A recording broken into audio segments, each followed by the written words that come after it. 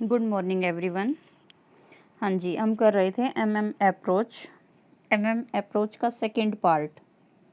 ठीक है, first part में हमने क्या किया था, एमएम अप्रोच जो 1958 में आई थी, जिसमें कॉरपोरेट टैक्स को इग्नोर किया गया था। यानी कि उस अप्रोच की ये अजम्पशन थी कि जो टैक्स है वो एग्जिस्ट नहीं करते। ठीक है, बट उसमें कुछ इम्प्रूवमेंट हुआ, कुछ चेंजिंग किया गया और 1963 में एमएम अप्रोच दोबारा से रिवाइज होके आई, जिसमें ये एज्यूम किया गया कि टैक्स एग्जिस्ट करते हैं, मार्केट में जो कॉरपोरेट टैक्स है वो एग्जिस्ट करते हैं। ठीक है, तो ऐसी कंडीशन में लीवर्ड फर्म का मतलब वो फर्म जो इक्विटी के कंपैरिजन में मोर डेट्स यूज करेगी।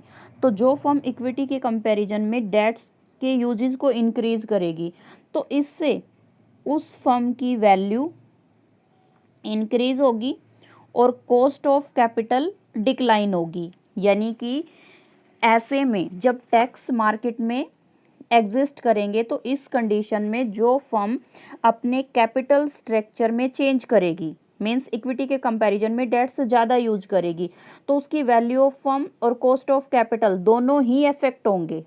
जो वैल्यू ऑफ फर्म है वो इंक्रीज होगी और जो कॉस्ट ऑफ कैपिटल है वो डिक्रीज होगी। इसका रीज़न, इस इफेक्ट का रीज़न क्या है? क्योंकि जो इंटरेस्ट ऑन डेब्ट है, ठीक है, वो टैक्स डिडक्टिबल है। टैक्स डिडक्टिबल का मतलब ईबीआईटी में से पहले इंटरेस्ट ऑन डिबेंचर को लेस किया जाता है, जो अमाउंट बचता है फिर उसमें से टैक्स की पेमेंट की जाती है। तो जो इंटरेस्ट ऑन डिबेंचर वो टैक्स डिडक्टिबल होने की वजह से फर्म को ये एडवांटेजेस मिलते हैं। क्या एडवांटेजेस?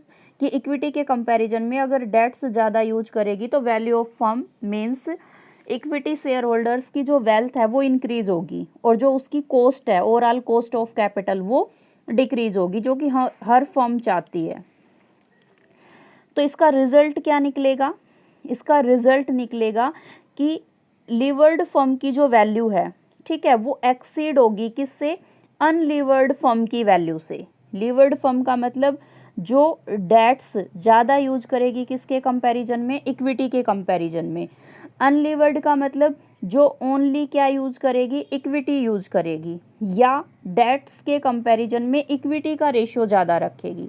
तो वैल्यू किसकी ज़्यादा होगी? लीवर्ड फर्म की वैल्यू ज़्यादा होगी। अब इस अप्रोच के कुछ फॉर्मूले हैं, वो देखिए।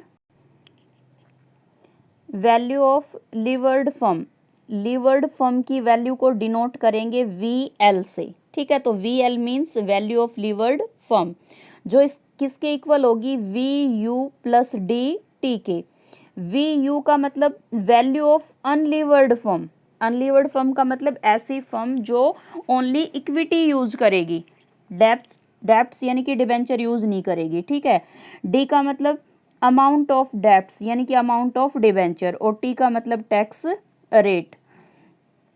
अब देखो डी टी कैसे कैलकुलेट होगा? D into T. डी का मतलब डिबेंचर का अमाउंट, टी का मतलब टैक्स रेट से इसको मल्टीप्लाई कर देंगे, डी टी की वैल्यू आ जाएगी। वी यू की वैल्यू कैसे कैलकुलेट करेंगे वो मैं आपको एग्जाम्पल में ही बताऊंगी। एग्जाम्पल नंबर 16 की स्टेटमेंट देखिए।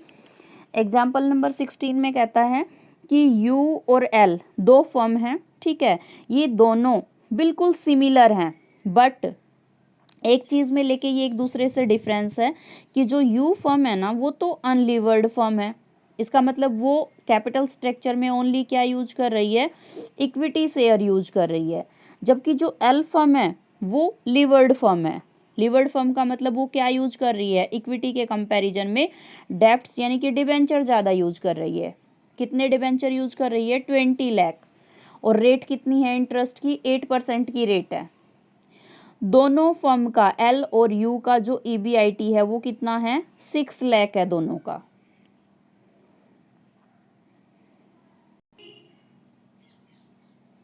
हाँ जी, टैक्स रेट बताई हुई है 35%। इक्विटी कैपिटलाइजेशन रेट यानी कि मैं डिनोट करूंगी KE से, यू फर्म के लिए ध्यान रखोगे जो इक्विटी कैपिटलाइजेशन रेट है वो किसकी है? यू फर्म की, यानी कि अनलीवर्ड फर्म की। कितनी? 10%। तो KE की हेल्प से हम यू फर्म की इक्विटी शेयर कैलकुलेट कर लेंगे। ये कहता है find value of firm, value of each firm, दोनों फर्म की वैल्यू कैलकुलेट करनी है। मीन्स वी यू और वी एल किसके अकॉर्डिंग, एम एम अप्रोच के अकॉर्डिंग। अच्छा, अब ये कैसे पता लगाओगे कि एम एम अप्रोच में टैक्स के अकॉर्डिंग क्वेश्चन सोल्व करना है या विदाउट टैक्स। तो जब क्वेश्चन में टैक्स की रेट गिवन है ना, तो समझ जाओ कि आपको 1963 वाली एम एम अप्रोच अप्लाई करनी है। और अगर टैक्स की रेट गिवन नहीं है तो आपको 1958 वाली एम एम अप्रोच अप्लाई करनी है। तो यहाँ पे हम किसकी बात कर रहे हैं, 1963 की एम एम अप्रोच की बात कर रहे हैं। हाँ जी, फर्स्टली हम कैलकुलेट कर रहे हैं वैल्यू ऑफ अनलीवर्ड फर्म, और अनलीवर्ड फर्म कौन सी थी, यू। ठीक है, किससे डिनोट करेंगे, वी यू से डिनोट करेंगे। अगर मैं एम एम अप्रोच की बात करूं तो उसके अकॉर्डिंग ये फॉर्मूला होगा।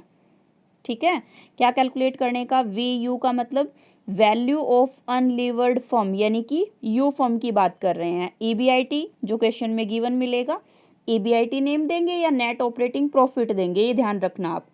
इनटू 1 माइनस टी, बाई में के ई। ठीक है, टी मीन्स टैक्स की रेट, के E means cost of equity capital या कैपिटलाइजेशन रेट, जो क्वेश्चन में गिवन थी ऑलरेडी, कितनी थी, 10%। पहले मैं इसी के अकॉर्डिंग सोल्व करा रही हूँ। ईबीआईटी क्वेश्चन में गिवन है 6 लाख, इंटू 1 माइनस टैक्स की रेट आप चेक कर लेना, 30% मिलेगी। ठीक है, 35% मिलेगी। 35/100 सिंप्लीफाई करोगे तो 0.35 आएगा। बाई में के ई की रेट आपको 10% मिलेगी इक्विटी कैपिटलाइजेशन रेट के नाम से, और इसको सिंप्लीफाई करोगे ना तो आपके पास वैल्यू ऑफ अनलीवर्ड फर्म यानी कि वी यू, ये आ जाएगा आपके पास 39 लाख रुपीज़। या आपके पास ये ऑप्शन भी है, ऐसे भी सोल्व कर सकते हो। ये बेसिक है जो आप सभी ने पहले पढ़ा हुआ है। देखो इसके अकॉर्डिंग कैसे कैलकुलेट होगा। ईबीआईटी जो क्वेश्चन में गिवन है, ठीक है, पहले क्या लेस करते हैं, इंटरेस्ट। अब जो यू फॉर्म है उसमें तो डिबेंचर यूज ही नहीं हो रहे, तो इंटरेस्ट तो नहीं आएगा, नील रहेगा। ठीक है, लेस टैक्स लेस करोगे। अब टैक्स 6 लाख का कितने परसेंट, 35% कैलकुलेट करोगे, आएगा 2,10,000।